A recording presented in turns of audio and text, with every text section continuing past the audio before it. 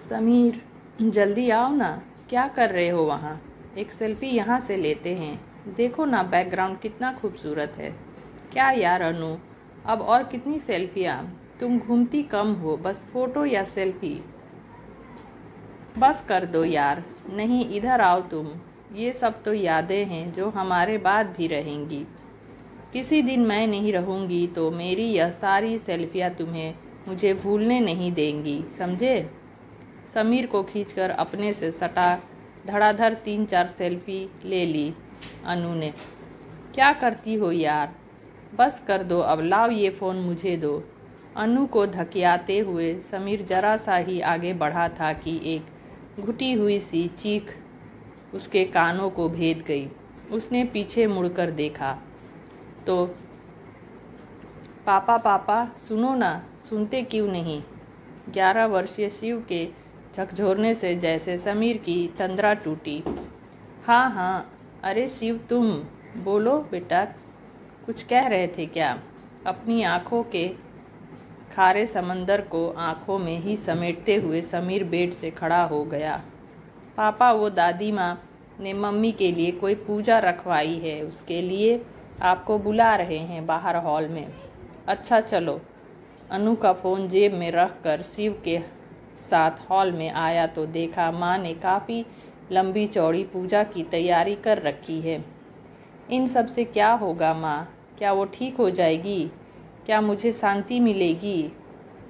क्या क्या मैं अपने आप को कभी माफ़ कर पाऊँगा?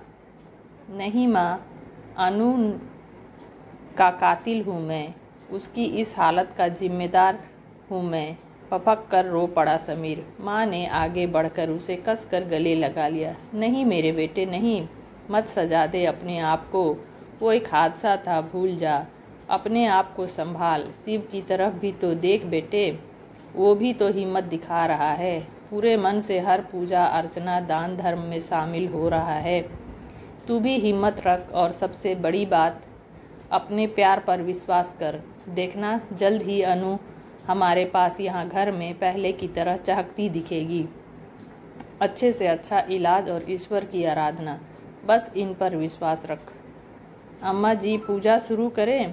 पंडित जी की आवाज़ सुन दोनों माँ बेटे अपने अपने आंसू पोंछ पूजा में बैठ गए। पूजा में बैठे समीर की आंखों के आगे उस दिन का वो मंजर फिर से घूमने लगा जिसने उसकी आंखों को छोड़ा ही नहीं। उस दिन से 2 साल हो गए उस हादसे को, जिसने एक हंसते खेलते घर को दुखों से भर दिया। अनु और समीर गर्मी की छुट्टियों में मनाली घूमने गए थे। फ़ोटो खींचने की शौकीन अनु हर एक लम्हे हर एक पल को जी भर जी कर और उन्हें अपने कैमरे में कैद कर रही थी। उसे हमेशा से ही फ़ोटोज़ का शौक़ था, जिसे उसके नए फ़ोन ने और सेल्फी स्टिक ने दुगना कर दिया। जब मौका मिलता घर में सबके साथ सेल्फियाँ लेती रहती। सास ससुर तो हंसते रहते उसके बचपने पर और उसका नाम ही रख दिया उन्होंने, सेल्फी क्वीन। छोटा सा शिव भी उसके साथ तरह तरह के पोज देकर सेल्फियाँ लिया करता था। बस समीर ही चिढ़ता रहता था। उसे हमेशा से ही फ़ोटो खिंचवाने का शौक़ नहीं था। अनु की हरकतें हमेशा से बचकाना लगती। वो एकदम धीर गंभीर था और अनु उसके ठीक उलट सारे दिन घर में चहकती रहती। पिछले 2 साल से अनु से रौनक ये घर बेजान सा हो गया था। माँ पापा हंसना भूल गए थे। छोटा शिव उम्र से बड़ा लगने लगा था और वो तो जैसे जिंदा लाश था। उस दिन अनु उसके एक छोटे से धक्के से गहरी खाई में गिर गई थी। किसी तरह उसे वहां से ऊपर लाया गया, लेकिन तब तक उसमें कुछ बचा नहीं था। मल्टीपल फ्रैक्चर्स, दिमाग की नसें फट गई थी और भी इंटरनल इश्यूज हो गए थे। बस तभी से वो हॉस्पिटल में अपनी ज़िंदगी और मौत की एक लंबी लड़ाई लड़ रही थी।